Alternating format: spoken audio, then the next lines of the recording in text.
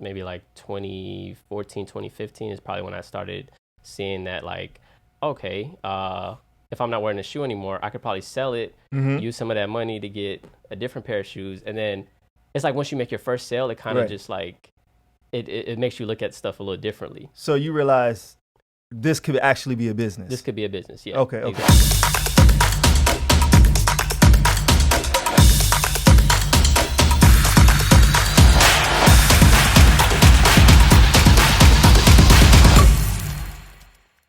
Hey, we're here today at WreckTech. We have a sneaker connoisseur, Kirubel.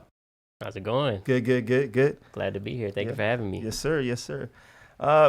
We get, as a customer, we get a lot of different customers that come in here, and we just like, at WreckTech, we just love sneakers and how technology and how the wave is going, and just, Kirubel, like, tell everybody a little bit about, like, who you are, like, what you do.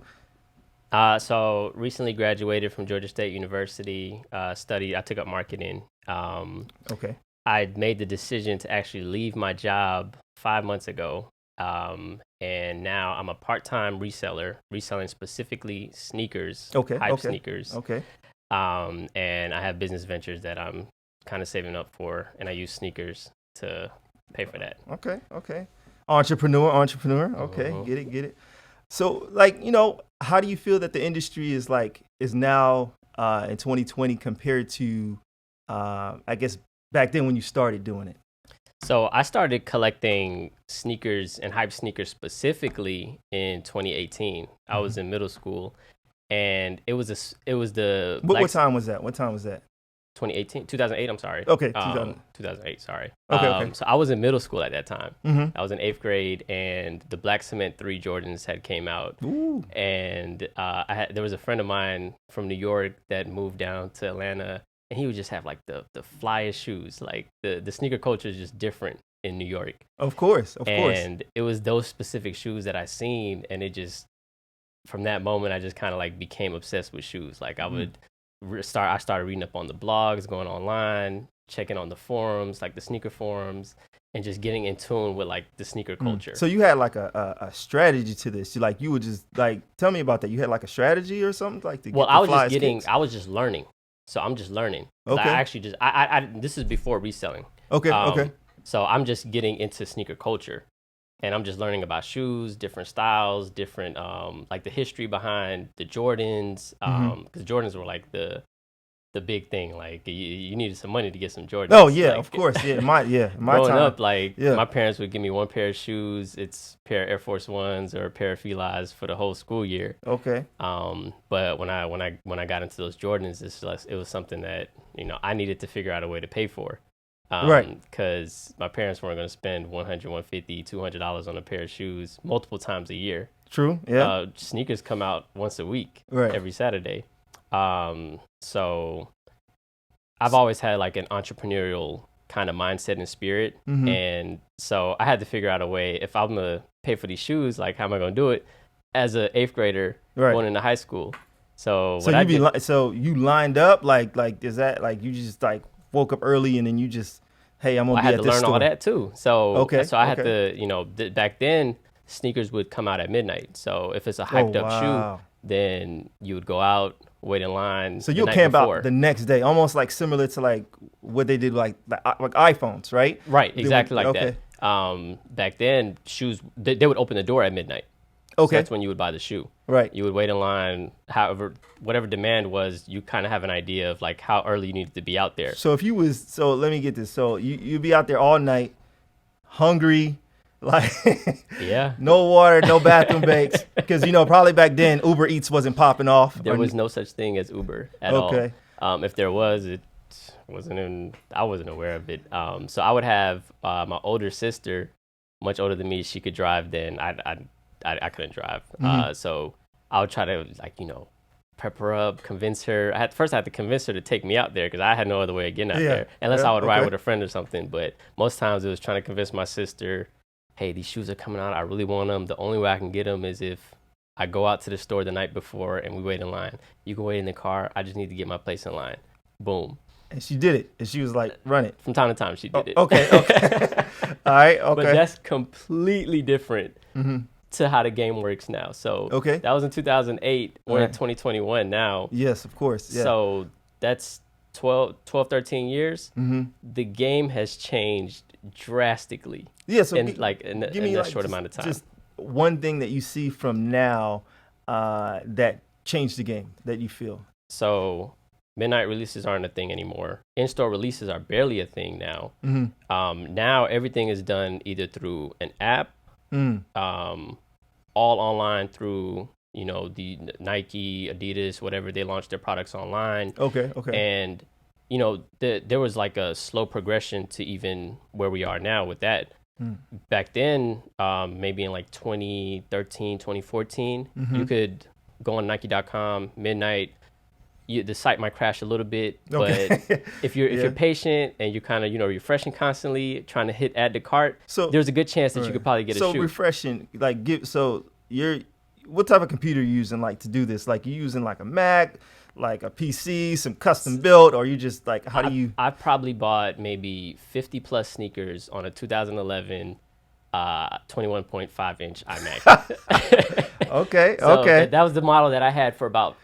I had that computer for 7 to 8 years. Wow. And I've easily managed to get 50 plus sneakers on that one machine. Wow. So it paid for the machine pretty much. It did pay for the machine. Okay. But I wasn't even into reselling, honestly, until maybe like 2014, 2015 is probably when I started seeing that, like, okay, if I'm not wearing a shoe anymore, I could probably sell it, use some of that money to get a different pair of shoes. And then it's like once you make your first sale, it kind of just like, it makes you look at stuff a little differently. So you realize this could actually be a business. This could be a business, yeah. Okay. Exactly. And then so I would try to figure out ways to maybe bring somebody in line with me or try to check out with 2 different cards online and then get 2 pair of shoes. And like, before I'd say like maybe 2016, sneaker reselling was a very niche thing. It wasn't until like StockX came into the game and made it very mainstream.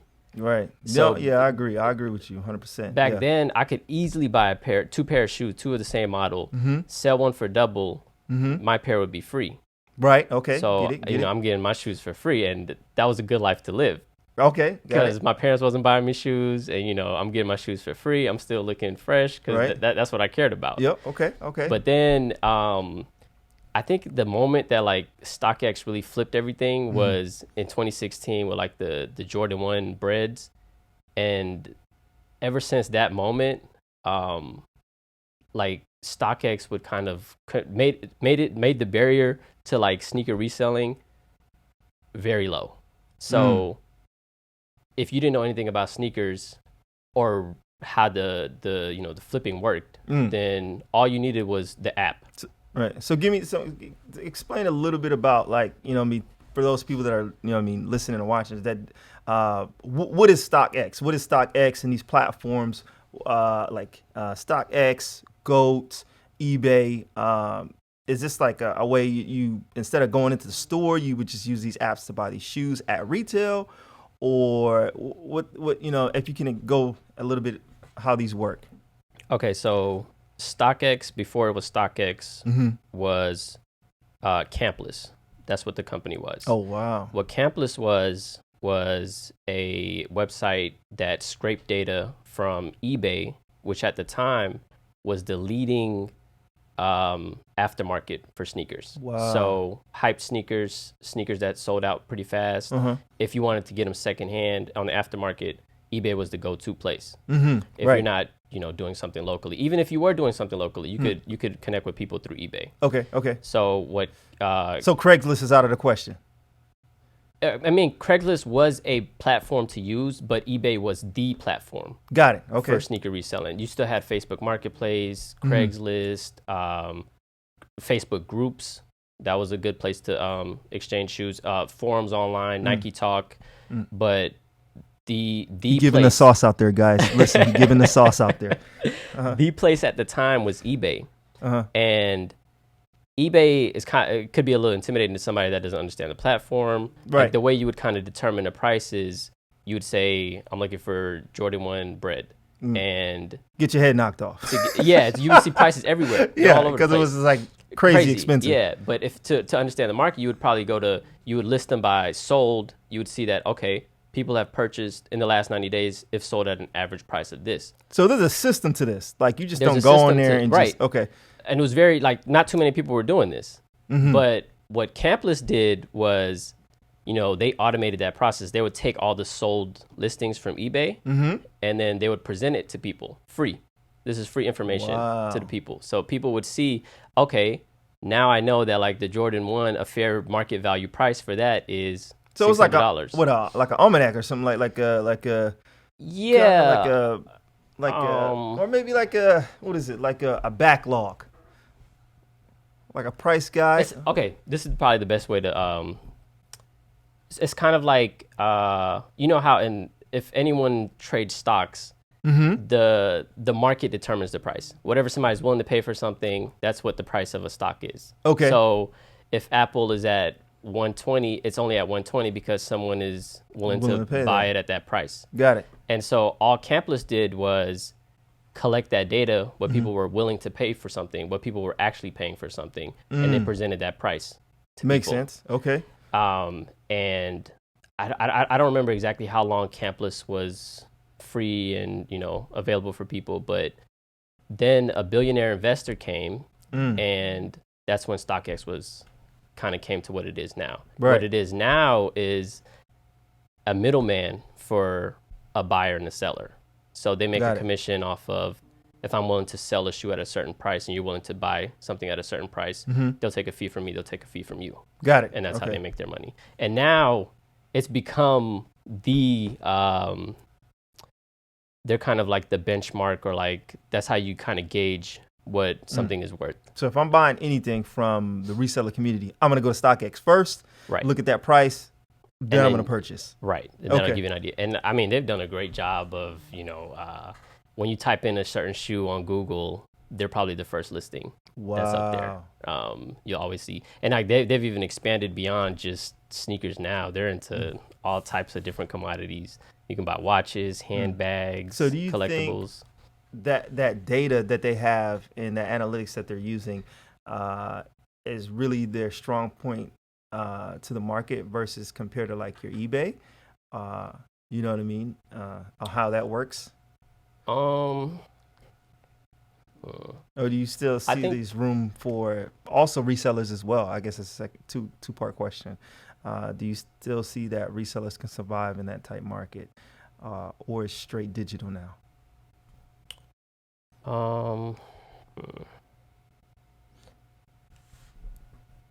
I think like what makes StockX great, or like what gives them their value, is one, super clean UI, super easy to understand, everything's straightforward, and it like eliminates a barrier to like anybody can, if you don't have a job, if you're 13 years old, your parents got you a pair of shoes, you didn't like them, if you have a phone, you can just put the barcode in, ship them off. So it makes reselling super easy and accessible to everybody. Okay, so gotcha. With that, I think in a way it did kind of. This is not sponsored by StockX, by the way. Yeah. And well, so another thing is like with that, and like it was like maybe like a 3-4 year time frame. StockX just completely took the entire sneaker resale market from eBay. And you'll even see now that like eBay realizes what's happened over the past few years, and they've implemented stuff where they've eliminated fees altogether. Yeah, you're right. Yeah. So if I'm a seller and I don't like StockX's fees, I could go to eBay, which offers the same exact service now, and I don't have to pay a commission to selling on there. Got it. I don't know how long that's going to last, but StockX has that verification process, so that's and eBay's implemented that. Oh, okay. eBay's introduced that over the 2020 is when they introduced that. So you could sell a pair of shoes if it sells over $100. That's their criteria. Any sneaker that sells over $100 and is brand new, the same criteria for StockX. Okay. eBay will authenticate it, ship it to the customer. Okay. So there was like the reason that you would want to sell on StockX originally is because you run the risk of fraud, trying to do a transaction on eBay. Someone could say, "Oh, the shoe's fake." Da da da. But there's some that slipped through the cracks. A couple, people out there. I'm not name dropping in the industry, YouTube industry. I watch a couple of their videos. They say, StockX sometimes has StockX fakes is far sometimes. from perfect. Yeah, okay. I've had bad experiences. I've actually decided to stop selling on StockX completely. Okay. Initially, when StockX came out, I think my first year I might have did just shy of like $19,000 ish. Okay, that's a chunk of change right there. What you mean? That's some big money. That's me testing out the platform and seeing how easy it is. They make it extremely easy. We're gonna add his Instagram below. If y'all want any tips, hit him up. Okay. Yeah, and like now that I've gone away from that, I've different ways of like selling shoes. I'm involved in like a lot of different platforms. I'm trying to build out my own sneaker brand. Okay. And then it's just easier to connect with people that way. Right. I forgot where we were. So we're bringing it back to StockX you made about 19,000 in there. If that was, you mean pretty much the move as a platform, the number one platform. Better because they had a lot of stuff slip through. You said you were moving away from it. Right. Okay. So it was just more so not necessarily like the fake stuff. It was the customer experience that I had. Wow. Okay. So last year I purchased a hat, and it was a very expensive hat. It was a Prada hat. It was $500 and something. Wow. Yes. That was for a client. That was for a client. Like I couldn't find that hat anywhere. StockX had it. You go on Google. The first listing that's there is StockX's listing for that specific hat. Right. So very expensive. That's not small money. I bought the hat. So StockX takes the money. They're saying the buyer is going to send this, the seller is going to send this to us for authentication. Okay. So the person sends it to StockX, turns out to be fake. Wow. StockX notifies me, says. So let me bring how long did that process take for them to do that? Because now it's like we're in the day of like, this should be instant on technology wise. And I'm a pretty patient person. Yeah. Is this more than 5 days? Yes. 3 days, 5 days? So between the time that I ordered it and I got that email notification, 5 days probably passed. And I'm pretty patient. I plan this out. I'm communicating with my client because I'm gonna make a markup on this too. Right. So that was the only place that I could find it. They just want the product. Right. So when I ordered on StockX, about 5 days passed. They notify me. It didn't pass the authentication process. All right, cool. Let me just get my money back. I'll go somewhere else and try to find it somewhere else. I didn't get my refund. Maybe 7-8 days passed. I reach out. Hey, I didn't get a refund. They said give it like an additional like 5-7 days. So when you purchase, so let me bring it back. So when you purchase that product, they physically didn't have that product in hand. It was just on their marketplace, and it says suggested whatever that was going for at that time, and they allow you to buy that. Correct. Wow. So there wasn't no quantity there. They just said it went from this range to this range. Well, and then you were able to So purchase. They did have quantity available on there, but that's quantity based off of how many sellers are willing to sell. Oh. Yeah. There was 2 at the time. Only one of the specific size that I needed. So that was the only one on StockX's whole website. Right.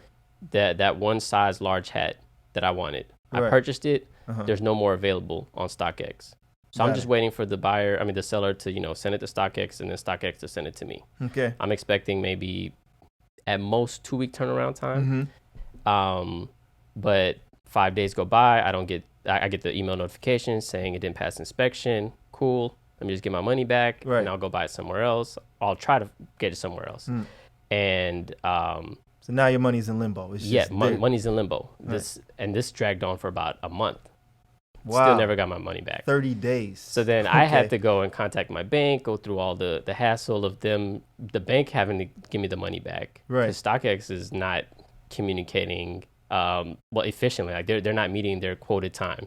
They're saying that you'll get your money back in 5 days. And I didn't mind that at all. As long as you're like keeping that line of as long as you, even if you're communicating with that, like you say, okay, we'll refund you. You should expect your money back in X amount of days. Right. But when that doesn't happen, then it's like, come on, like what's going on? Wow. So yeah, that was a terrible like buying experience. So at the end of the day, you got your money back from the bank. Yeah. Then did they send you an email? Did they cancel your account? Did they say, oh man, what was the... A few days later, maybe like a week passed after I got my money back from my bank. Mm-hmm. And then I followed up with StockX. And I said, hey, you guys know you didn't send me a refund. And I gave them a reference number. I keep track of all this stuff. So I'm keeping track of like the order number, the reference number. I'm saying what's going on. And then it's a different like representative every single time. Oh, okay. And so one representative, I guess, figured it all out and was like, oh, sorry, we'll send you a refund. So I got double refunded. So they gave me a refund. My bank can't give me the... They did ban my account after that, though. Oh, because there was an open dispute. Because I disputed it with my bank initially. Right. So then I had to go and communicate with them, asking, like, what's going on with that? Like, my account, like, if I'm not going to use my account, I would at least like to sell it because, you know, my account is still... Because StockX has different tiers. If you sell a certain amount of shoes, then your commission rate gets a little lower. Right. So you already sold these 19 bands, and then you just had this. I had a good account, like an account that could, you know, with a low commission. So I could that account is worth something. Right. So if I'm not going to use it, at least like let me try to sell that account. But I can't sell it if it's like a band and like so one mark flagged. They just flagged your account. Yeah, I just couldn't buy anything else on the thing. But that got fixed after a couple back and forth email communication. One of the reps finally figured it out, removed the thing for me. That was on the buying side. Mm-hmm. And then I had another similar, as a seller, that same year, I sold a pair of Jordan 4s, and I followed the instructions. Get it scanned in at the post office. Mm-hmm. They pay you out once it arrives there, once they authenticate it. It never made it to them. It got stuck in limbo. So, you know, I go to their FAQs. They're saying if a package doesn't move, contact us. We'll open a case with the post office. Mm-hmm. Did all that. Month goes by. 2 months go by. I don't have my shoes. I don't have my money. Yeah.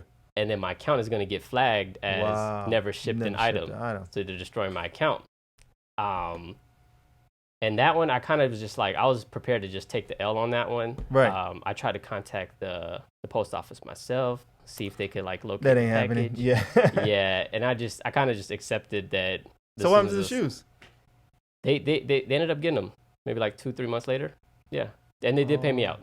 Okay. But it was just like the communication and the whole, your account is flagged. You didn't ship out the shoes when you said you was going to ship them out.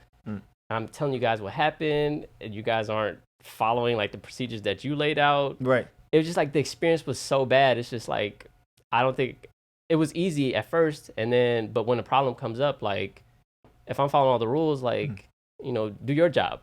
Right. They didn't do their job. Right. So and these are supposed to be like the techie, premier like platform. Sneaker, yeah. And they failed to do that. So what I ended up doing was, I've always like had a fly streetwear type of like presence on social media. Okay. So I decided to. So this is IG now. IG. I'm on Instagram. And Instagram honestly played a big role in like the whole sneaker culture thing, because you know people are seeing stuff, like people are paying for ads to, you know, crazy stuff. The hottest shoe is this, the hottest shoe is that, and people are doing crazy stuff with them. But so I just eliminated the middleman altogether. Like I started posting on my personal page, trying to offload shoes, not paying a commission. So this is an inside question. So honestly, off of that IG account, is it verified or not verified? Not verified. So not verified account. How much funds did you actually make off of that account in sales that you think? So this was 2021. Yeah. So in a year, I might have. I keep a spreadsheet. Wow. Okay. Going to the spreadsheet. It don't have to be exact number, just a ballpark. You know what I mean? I know you're pretty detailed. We're definitely five figures in. Wow. For 2021. I'll give you an exact number actually.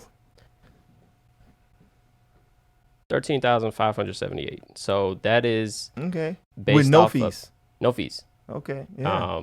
But you got to minus the cost of goods, and then if I'm meeting up with somebody, but even now, like I demand the person come to me most times, right? Unless like it's a friend and I'm casually just meeting up with them somewhere. So do you feel that how Instagram is set up? I guess it's a platform that you can, you know, go StockX, eBay is there, but if you kind of market yourself reputable on there, you're able to execute. You can eliminate the middleman completely. Okay. Eliminate the fees. You know, and then you could pass some of those savings on to your customer. Like that's like your competitive advantage. So right. StockX got to make some money. Goat has to make some money. I will say eBay at the moment, they don't have fees. So they jumping right now in 2020. 2021, yes, they are. They're like the spot to resell shoes. Okay. And it's pretty easy to get set up on there. Wow. You can literally open an account, and then I mean your reputation kind of matters too, because like someone's probably more likely to purchase from me than you if you don't have an eBay account with some some history behind it. Okay. I've been on eBay since 2009. So I mean, since they opened. Yeah. Okay. All right. Yeah. That's a good account. Yeah. That's a good account. So yeah, now I'm just I rock on, and this is very part time. This isn't my main my main source of income. This is just like something that I do like very casually. I had a lot of fun with it growing up, but now it's just kind of like, my priorities kind of shifted a little bit. Okay. And like, I still like sneakers here and there, but I'm not trying to be a hardcore sneaker collector. I'm honestly personally trying to downsize my personal collection. Right. Just to kind of be more mobile. I don't like the idea of having like 100 pair of shoes, and if I decide to move somewhere, it's like a whole task trying to transport that stuff. So right now, what's the collection looking like, as in the minimum that you have right now that it's flown?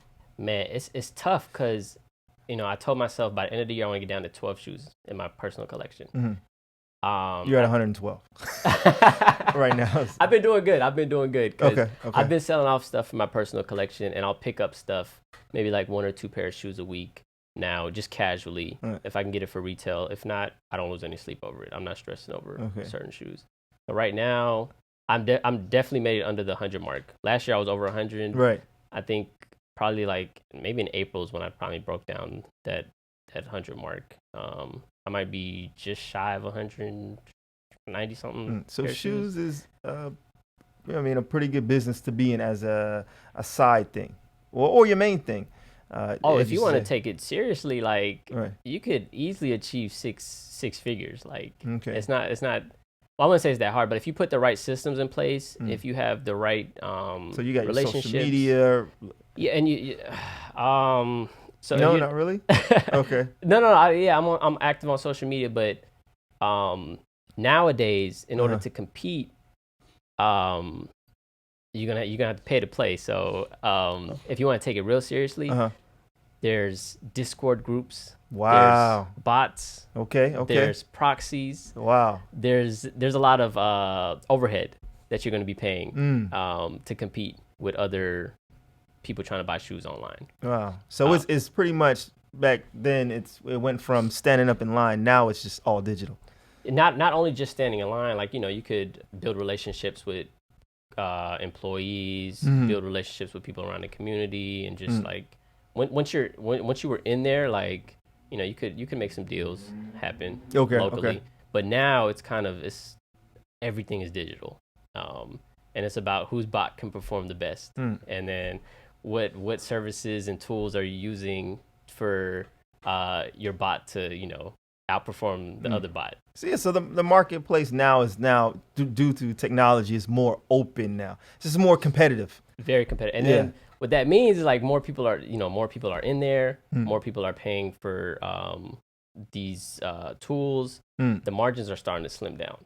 So I mean, before you could easily double a shoe, but now if you're lucky, bots don't guarantee anything. Right. Bots just help your chances of getting a shoe.